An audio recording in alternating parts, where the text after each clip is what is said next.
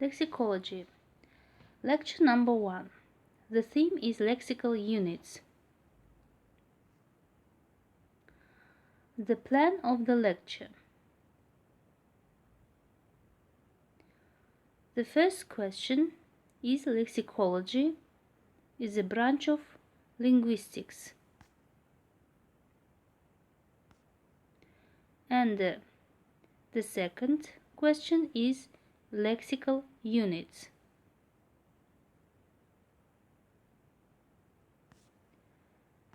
Lexicology is a branch of linguistics, which means the science of language. The term lexicology is composed of two Greek morphemes, lexic, which means word, phrase, and logos, which denotes learning, a department of knowledge. Thus, the literal meaning of the term lexicology is the science of the word. Lexicology as a branch of linguistics has its own aims and methods of scientific research. Its basic task is the study and systematic description of the vocabulary in respect to its origin, development, and the current use. Lexicology investigates words, variable word groups, phraseological units, and the morphemes which make up words. Distinction is naturally made between general lexicology and special lexicology. General lexicology is a part of general linguistics. It is concerned with the study of vocabulary irrespective of the specific features of any particular language. Special lexicology is the lexicology of a particular language. For example, Russian, German, or French, and etc. Our attention will be devoted to the study of modern English lexicology, which aim is to give a systematic description of the word stock of modern English. So, modern English lexicology investigates the problems of word structure and word formation, the semantic structure of English words, the main principles underlying the classification of vocabulary units into various groupings. The research methods used in lexicology have been closely connected with the general trends in linguistics. There are two principal approaches in linguistic science to the study of language material. They are synchronic and diachronic approaches. With regard to special lexicology, the synchronic approach is concerned with the vocabulary of a language as it exists at a given time, for instance, at the present time. It is a special descriptive lexicology, and that deals with the vocabulary units of a particular language at a certain time.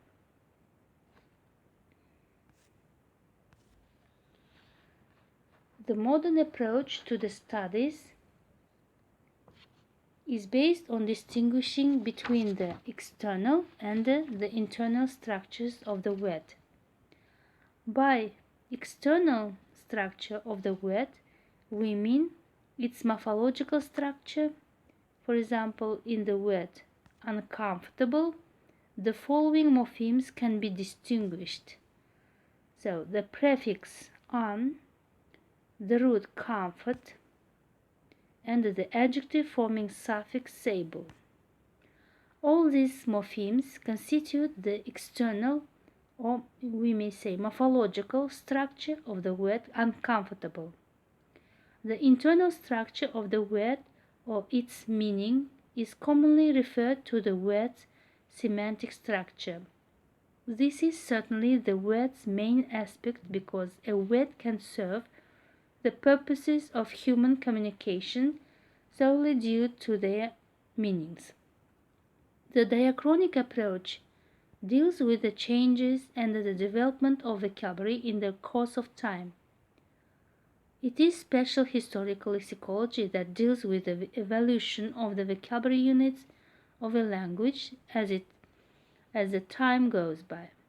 An English historical lexicology would be concerned with the origin of English vocabulary units, their change and development, the linguistic and extra-linguistic factors modifying their structure, meaning, and usage within the history of the English language.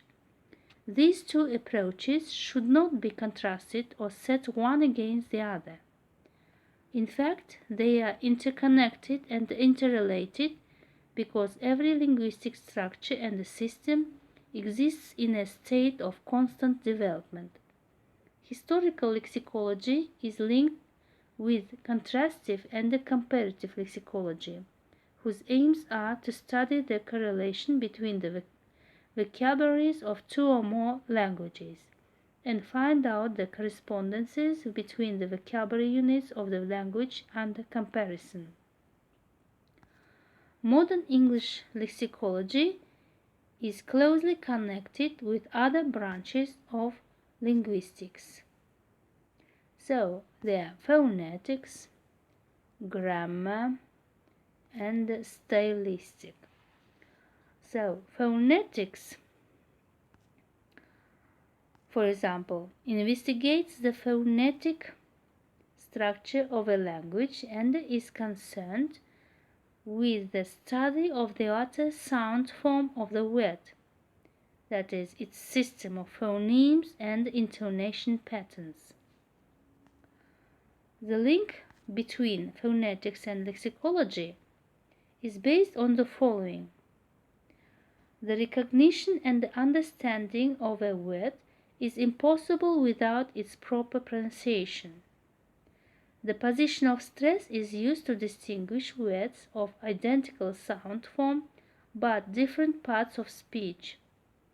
And the stress may also be used to distinguish between compound words and word groups made up of identical components. For example, a dark room. A phrase, each component has its own stress, and a dark room, a compound, only one stress. Grammar is the study of the grammatical structure of a language. It is concerned with the various means of expressing grammatical relations between words as well as with patterns after which words are combined into two word groups and sentences. The connection between phonetics and grammar is seen in the following. Each word belongs to some part of speech and has characteristics typical of it. The grammatical form and function of a word may determine its lexical meaning. A grammatical form of a word may split off and acquire a new lexical meaning, becoming a new word. This is called lexicalization of grammatical forms.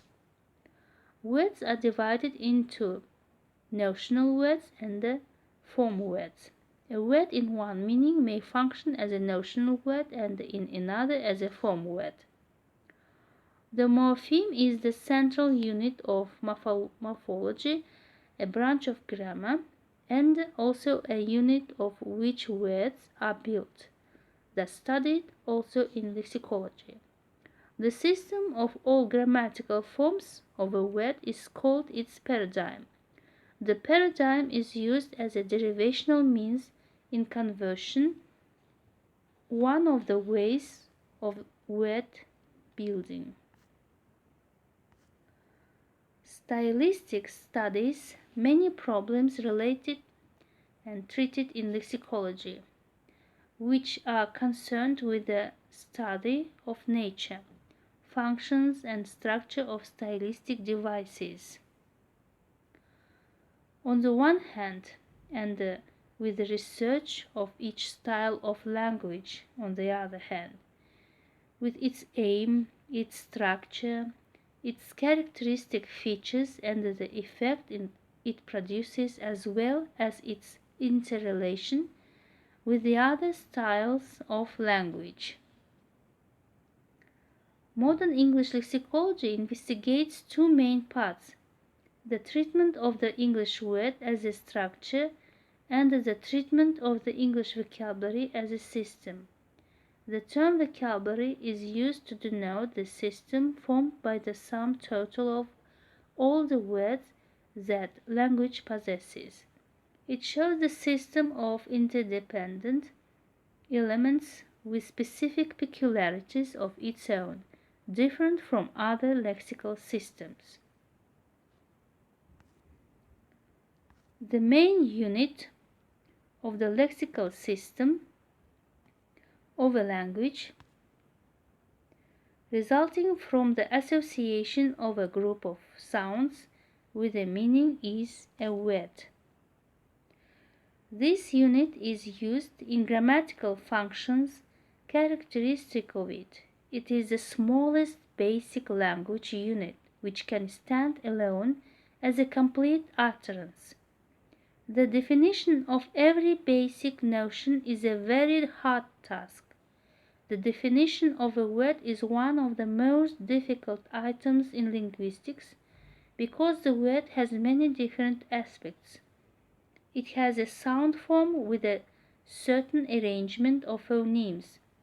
It has its morphological structure with a certain types of morphemes, and it may occur in different word forms and various meanings. A description of the word based on the results of research and carried out by many scientists is presented. The problem of creating a word theory based upon the real understanding of the relationship between word and thought on the one hand, and language and society on the other hand, has been discussed for many years. The efforts of many eminent scholars such as Vinogradov, Smirnitsky, Akhmanova, Arnold, Ginsburg deals with the problem of giving a clear exposition of the word as a basic unit of the language. The main points may be summarized as: the word is one of the fundamental units of language, and it is a dialectical unity of form and content.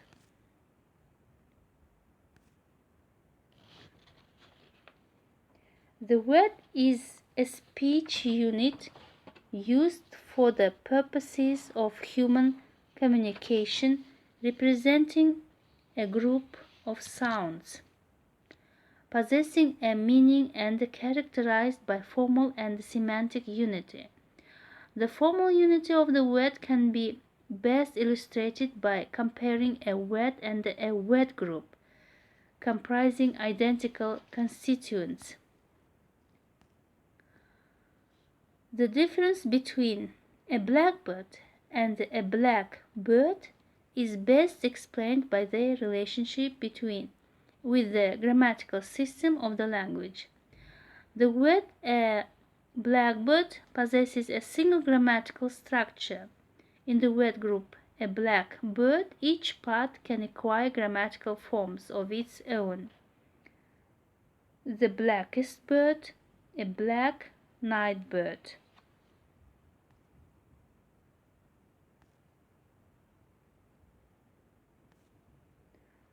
According to the nature and the number of morphemes constituting a word, there are different structural types of words in English.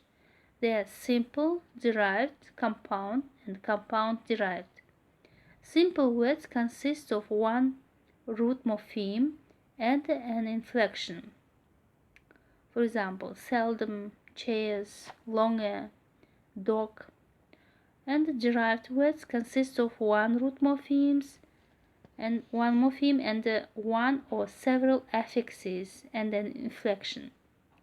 Acceptable, unemployed, disagreeable.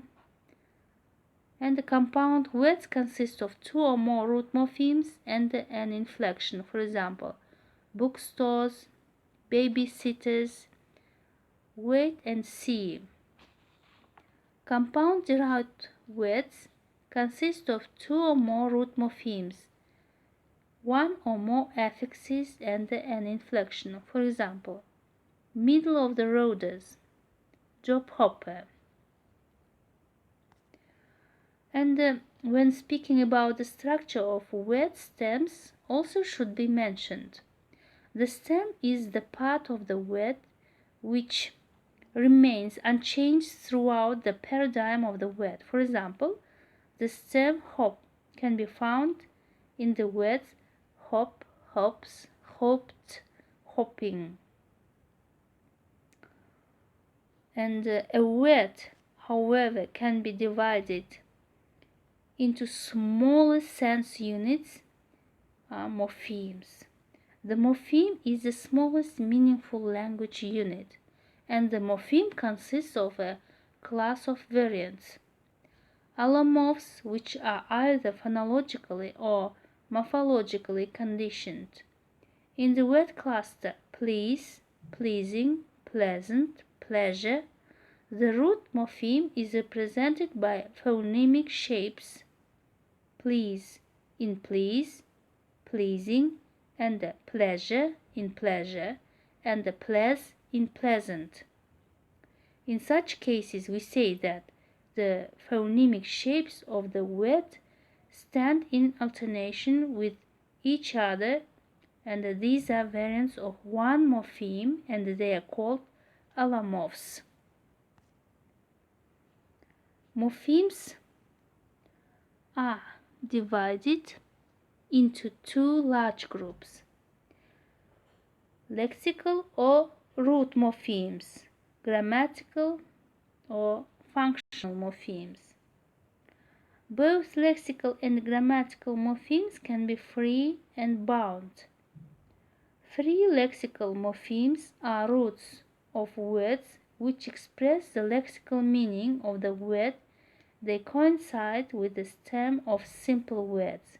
For example, dog, book, room, house, ball, and etc.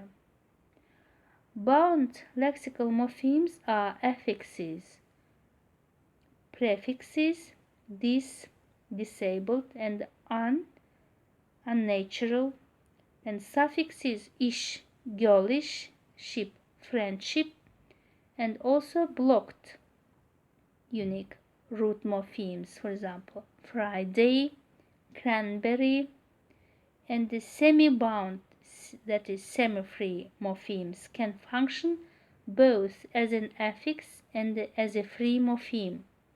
For example, the morphemes well, half on the one hand, and they are free morphemes because they can exist separately, like these: sleep, well, half an hour. So, sleep well, half an hour. On the other hand, they are bound in words like well known, half done. Free grammatical morphemes are functional words, articles, conjunctions, and the prepositions. So, for example, a, an, and the, but, under, and, on, in. And bound grammatical morphemes are inflections. So they are endings. S, for example, teachers for the plural nouns, plural of nouns, and the ed, added for the past indefinite of regular verbs, and in, reading for the present participle, and er, hotter for the comparative degree of adjectives. So there are some questions. The first question is, what is lexicology? The aim of lexicology. What is the word? What are the structural types of words in English? And what is the stem? What is morpheme? So please try to answer to these questions.